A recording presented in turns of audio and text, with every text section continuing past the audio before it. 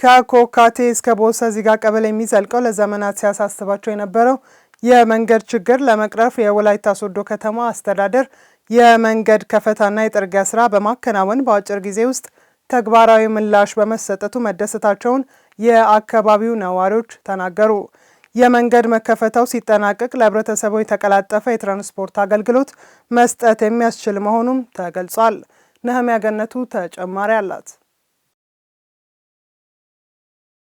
አንድ ከተማ እያደገ ሲሄድ የመሰረተ ልማት ማሟላትን ያመላክታል። መንገድ ደግሞ ከምንም በላይ አስፈላጊ ጉዳይ ነው። ታዲያ በወላይታ ዞን ከሶዶ ዙሪያ ወረዳ ወደ ወላይታ ሶዶ ከተማ አስተዳደር የተካለሉ የተለያዩ ቀበሌያት ከዚህ ቀደም በአስቸጋሪ ሁኔታ ለመማር፣ የሕክምና አገልግሎት ለማግኘት፣ ለመነገድ መንገድ ምቹ ባለመሆኑ ምክንያት ሲቸገሩ ነበረ። ከዚህ ጋር ተያይዞ ችግሩን ለመቅረፍ የመንገድ ከፈታ ስራ መጀመሩን ነዋሪዎች ኑሯቸውን በአግባቡ እያሳለጡ እንደሆነ ይናገራሉ። ከዚህ በፊት መንገድ የለንም፣ መግቢያ መውጫም የለንም። ተማሪዎች እዚህ ሃይ ስኩል ነበር፣ መግቢያ የለም። ታች አንደኛ ደረጃ ትምህርት ቤት የለም፣ መግቢያ የለም። እዚህ ትልቅ ገበያ አለ፣ መግቢያ በር የለንም።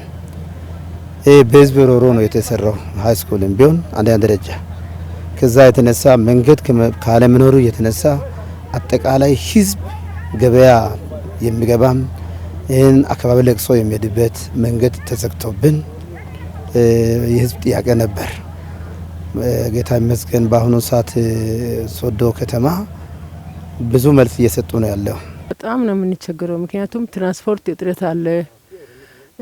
በመብራትም በጣም እየተቸገረ ነው። ይህ መጀመሪያ ላይ ሲታቀድ መንገዱ ሲታቀድ መብራትም ይገባል፣ ውሃ እንደ ልብ እንደ ከተማ ክልል ብዙ ነገር እናገኛለን በሚል ተስፋ ተነሳስተን ነው ይሄ መንገድ ብዙ ንብረቶች ብዙ ባህር ዛፍ ብዙ ነገር እንትን እያለም ለኛ ጥቅም እንደሆነ አምነን ነው እንድታረስም ያደረግነው። በጣም ደስ እያለን ነው። የህዝብ ጥያቄ የነበረው የመንገድ ከፈታዎች በሶስቱም ክፍለ ከተማ ተግባራዊ መደረጋቸውንና ለህዝቡ መንገዱን ክፍት በማድረግ መገልገል መጀመራቸውን የሶዶ ከተማ ማዘጋጃ ቤታዊ አገልግሎት ጽህፈት ቤት ኃላፊ አቶ ፍሬው ሻንካ ገልጸዋል። ባለመልኩ የገባንበት የመንገድ ከፈታ ስራዎች በርካታ የህዝብ ጥያቄ የነበረባቸው በጣም የመልካም አስተዳደር ጥያቄ ሆነው የቀረቡ ጉዳዮችን እንግዲህ ዞር ዞር ብላችሁ እንደተመለከታችሁት ላዲሳ በሚባል ማስፋፊያ ቦታ ላይ ላሾ፣ አሁን ደግሞ ኮካቴ ላይ ሳይመልቴኒስሊ ሶስቱም ቦታ ላይ ስራዎች የተሰሩ ነውና እንደ አጠቃላይ የህዝብ ሮሮ ወደ ከተማ ከተካለለ በኋላ ከተማ ላይ ማግኘት የሚገባውን የመሰረተ ልማት ፍላጎት ይፈልጋል። እነዚህን ደግሞ ለማሟላት ከተማ አስተዳደሩ ከመቼውም ጊዜ በላይ ሰፋ ባለ መልኩ እየሰራ ይገኛል። እንግዲህ ትላንትና ያያችሁት አሁንም ዛሬ ያያችሁት ከስራዎቹ በጥቂቱ ነው። ሌሎች ነገሮችም እንደ ከተማ ልማት ማቅረብ ያለብን ነገሮችን በቂ ባይሆንም በሰፊ እየሰራ ነው የምንገኘው።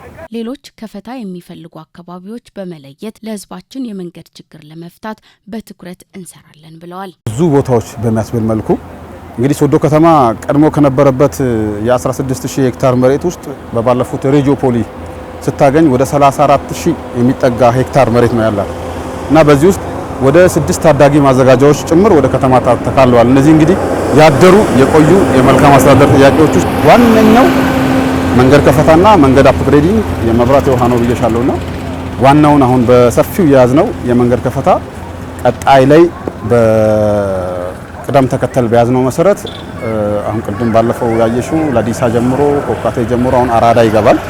ከዛ ቀጣይ ላይ ከዳሞታ ከዋዱ አሁን ደግሞ ቅድም ባየነው ላሬና አካባቢ ሰፊ ጥያቄዎች አሉና ምናልባት ይሄን ወር ከአየር ንብረት ጋር ያሉ ነገሮች ማስቸግሩ ከሆነ እንግዲህ እንደምታውቁ ሶዶ ላይ ከፊል የአየር ንብረቱ ትንሽ ዝናባማ ነውና ያን ተከትለን በአጭር ጊዜ ውስጥ በእጃችን ባሉ ማሽኖች እንግዲህ ሙሉ በሙሉ ባልልም መፍታት ያለብንን በትጋት እንፈታለን ብዬ አስባለሁ።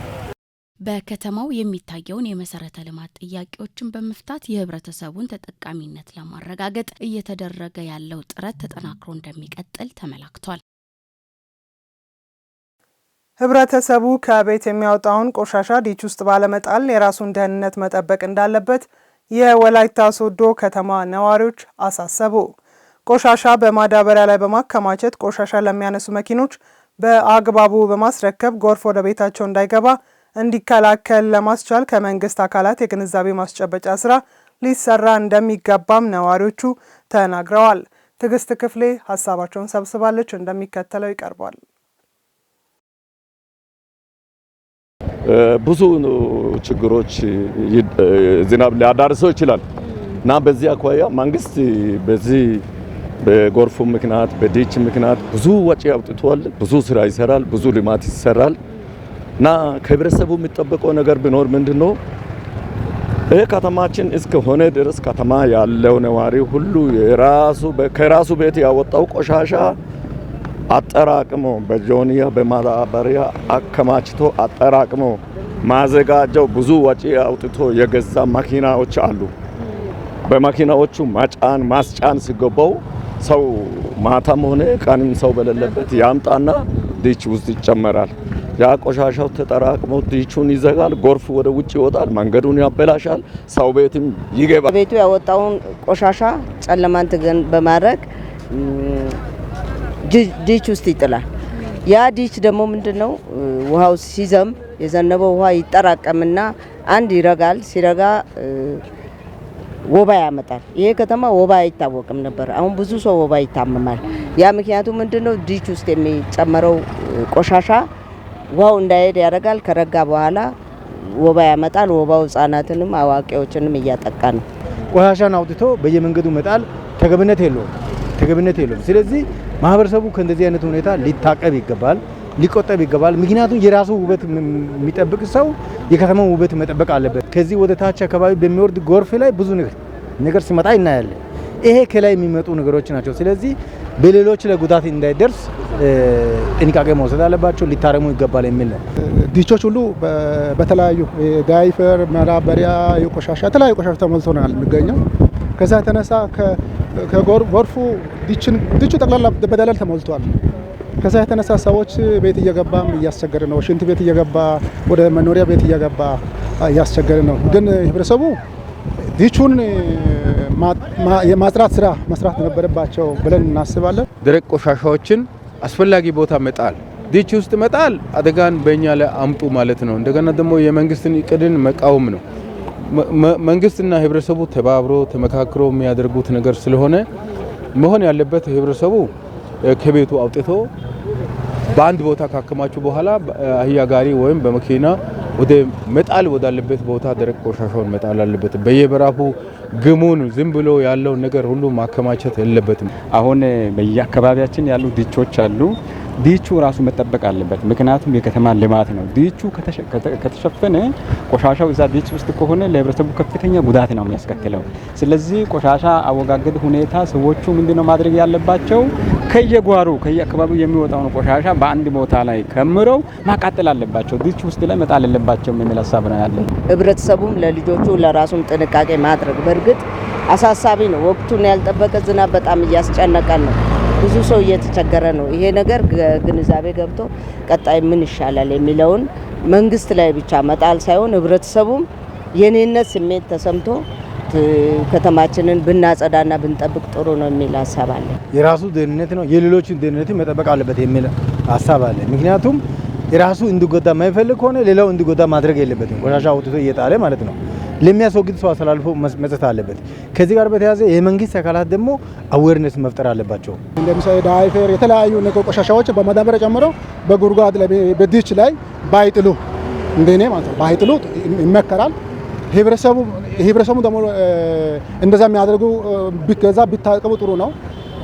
መንግስት አካላት ከቀበሌ አመራር ጀምሮ ያሉ ሰዎች እዛ አሉ፣ መንደር ተጠሪዎች ባሉ ከነሱ ጋር ተባብረው ባይጣል ጥሩ ነው የሚለው ክትትል ድጋፍ ቢደረግ ይሄን ቆሻሻ የገባውንም ማስወጣት እንደም ዲች ውስጥ ገና መክተት ሳይሆን የገባውንም ከየበራፋቸው መውጣት አለባቸው። ይሄንን በዚህ በኩል ህብረተሰቡ ጆሮን ከፍቶም ቢሰሙ ጥሩ ነው።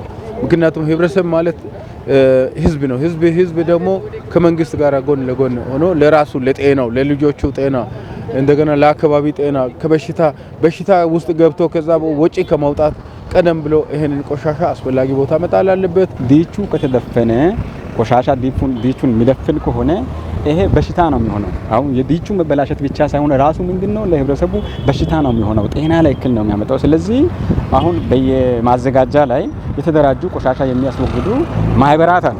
እነዚህ ማህበራት በየአቅጣጫ ከተማ እዚህ ሴንተር ቦታ ሳይሆን ታች ወርደው እስከ ቀበሌ እስከ ታች ወርደው ቆሻሻ ያለበትን ቦታ እያንዳንዱን ቆሻሻ ማንሳት አለባቸው። ህብረተሰቡ በራሱ አሁን ሁሌ ይነገራል፣ በቀበሌ ደረጃ በጎጥም በመንደርም ይነገራል። ይሄ ሁሉ ሰው ከራሱ ቤት ደረቅ ቆሻሻም ቢሆን እርጥብ ቆሻሻም ቢሆን ውጪ አውጥቶ በጆንያ ውስጥ ከቶ ማኪናዎች ይዞራሉ። በየበራፋቸው የቆሻሻ አንሺዎች አሉ፣ ያነሳሉ።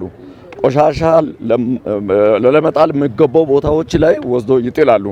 እንደዛ መደረግ ሲችል ሰው በራሱ ጊዜ በትንሽ ገንዘብ 10 ብር 20 ብር ሰጥቶ በጎዳና ተዳዳሪ ህፃናቱን አሸክሞ ሄዶ ዲች ውስጥ ይጥላል።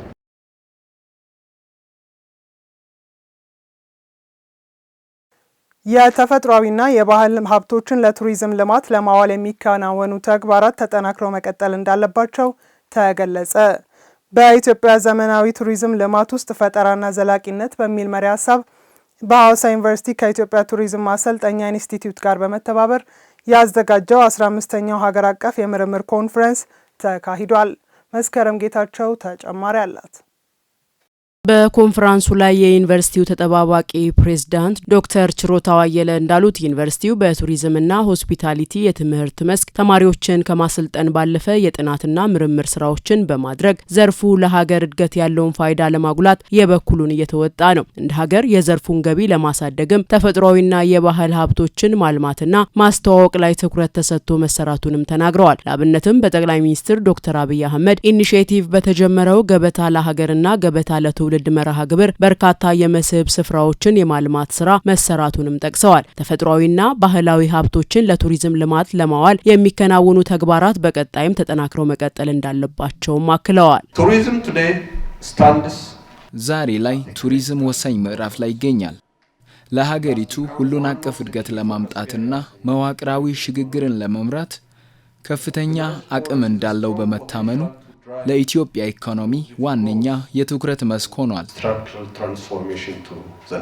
የቱሪዝም ማሰልጠኛ ኢንስቲትዩት ዋና ዳይሬክተር አቶ ጌታቸው ነጋሽ በበኩላቸው የሆቴልና ቱሪዝም ዘርፍ በዓለማችን እጅግ ከፍተኛ ትኩረት እያገኙ ከመጡ የስራ መስኮች አንዱ ነው። በኢትዮጵያ በርካታ የመስህብ ስፍራዎች ቢኖሩም አልምቶ ከመጠቀም አንጻር ተግዳሮቶች እንደነበሩ አስታውሰው በለውጡ መንግስት የመዳረሻ ስፍራዎችን በማስፋፋት ኢትዮጵያ ተመራጭ የቱሪዝም መዳረሻ እንድትሆን ተሰርቷልም ብለዋል። የሆቴልና ቱሪዝም ኢንዱስትሪው ከጊዜ ወደ ጊዜ እያደገና እየሰፋ የመጣ ከመሆኑም በላይ በመደመር እሳቤ ቱሪዝም አዲሱ የኢኮኖሚ ምሰሶ ወደ መሆን ከተሸጋገረበት ጊዜ ጀምሮ በክቡር ጠቅላይ ሚኒስትራችን ዶክተር አብይ አህመድ አነሳሽነትና የቅርብ አመራር የመንግስትና የግሉ ሴክተር አቅም በማስተባበር የሀገሪቱ የኢኮኖሚና የኩራት ምንጭ የሆኑ የገበታ ፕሮጀክቶች በአጭር ጊዜ ውስጥ በመከናወናቸው ምክንያት በርካታ አዳዲስ የቱሪስት መዳረሻዎችና በየአካባቢው ከማስፋፋትና ነባሮቹን ከማሻሻል ጎን ለጎን ዜጎች በዘርፉ በተመረጡ ሙያዎች ብቃት ያለውና የተሟላ የክህሎት ስልጠና አግኝተው እያደገ ከመጣው የኢኮኖሚ እንቅስቃሴ ጋር ተያይዞ ከሚፈጠር ሰፊ የስራ ዕድል ተጠቃሚ በመሆን የስራ ገበያ እንዲቀላቀሉ በማስቻል በትምህርትና ስልጠና ተቋማት በኩል ከፍተኛ ጥረት በመደረግ ላይ ይገኛል። የኢትዮጵያ ቱሪዝም ማሰልጠኛ ኢንስቲትዩት ምክትል ዋና ዳይሬክተርና በኮንፈረንሱ ጥናት ያቀረቡት አቶ ይታሰብ ስዩም እንዳሉት በዘመናዊ የቱሪዝም ልማት ውስጥ አዳዲስ ፈጠራና ዘላቂነትን መሰረት ያደረገ የማልማትና ማስተዋወቅ ስራ መሰረታዊ ጉዳይ መሆናቸውን አንስተዋል። የቱሪዝም መሰረተ ልማትን ከቴክኖሎጂ ጋር የማስተሳሰርና አገልግሎቱን ማዘመን ኢኮኖሚያዊና ማህበራዊ ፋይዳውን ከማሳደግ ባለፈ ሀብቱ ለትውልድ እንዲተላለፍ ያግዛልን ብለዋል። አንደኛው የፈጠራን ነው ኢኖቬሽን ብለን የምንገልጸው። ይህም በተለይ የቱሪስቶች የተጓዦች ፍላጎት በየጊዜው እያደገ እየተለዋወጠ በመምጣቱ ምክንያት አዳዲስ ነገሮችን ታሳቢ ያደረገ ከአሰራር አኳያ ሊሆን ይችላል፣ ከአገልግሎት አሰጣጥ ሊሆን ይችላል፣ ወይም ከመዳረሻ ልማት ሊሆን ይችላል፣ ወይም ከቴክኖሎጂም ሊሆን ይችላል የመሳሰሉት ነገሮች እንደሚያስፈልጉ ነው። ሁለተኛው የትኛውም የቱሪዝም ልማት ደግሞ በተለይ ዘላቂነትን ታሳቢ ያደረገ የነገውን ትውልድ የነገውን አገር ተረካቢ ፍላጎትና ኢንትረስት ታሳቢ ያደረገ ካልሆነ ውጤታማ መሆን ስለሚያስቸግር እነዚህን ታሳቢ ባደረገ ሁኔታ መስራት እንዳለበት ነው። ከዚህ አንጻር እንግዲህ በኢትዮጵያ ውስጥ በተለይ ባለፉት ጥቂት ዓመታት በተለይ ዘመናዊ ቱሪዝምን ከዘላቂነት እንዲሁም ከፈጠራ ጋር ኢንተግሬት አድርጎ በመስራት ረገድ በጣም አበረታች ውጤቶች ተመዝግበዋል። በስነ ምህዳር ቱሪዝም ወይም ኢኮ ቱሪዝም ዙሪያ የምርምር ስራቸውን ያቀረቡት በቦረና ዩኒቨርሲቲ መምህርና ተመራማሪ ጸለፎ ጫካ በሀገራችን ቱሪዝምን ከስነ ምህዳር ጋር በማስተሳሰር እየተሰራ ያለው ስራ በርካታ ጎብኚዎችን እየሳበ ይገኛልም ብለዋል። የመዳረሻ ልማት ስራዎችን የአካባቢውን ማህበረሰብ ባህል፣ አኗኗርና አረንጓዴ አሻራን ያስተሳሰረ በመሆኑ ትልቅ ፋይዳ እንዳለውም ተናግረዋል። በከተሞች የተጀመረውን የቱሪዝም መሰረተ ልማት ተደራሽነት ወደ ሌሎች ማስፋፋት እንደሚገባም ጠቁመዋል። ኢኮ ቱሪዝም ለሀገራችን ብዙ ፋይዳዎች አሉት። ምናልባት አሁን ይህን ለመጥቀስ ብዙ ሀሳቦችን ማንሳት ይቻላል። ለምሳሌ ኢንዲጂነስ ኖውሌጅን ከማስተዋወቅ አንጻር አንድ የራሱ ለሀገሪቱ የገቢ ምንጭ ነው። ስለዚህ ከዛ የተነሳ ሁሉም ባለድርሻ አካላት በዛ ዙሪያ በትጋት መስራት አለባቸው። ከተሞች ላይ አሁን አዲስ አበባን ስናይ እዚህ ሀዋሳም ስናይ አርባ ምንጭም እንደዛ ብዙ እድገት አለ፣ ብዙ ለውጥ አለ። ከዚህ በፊት ካለው አንጻር ስናይ ብዙ ለውጦች አሉ።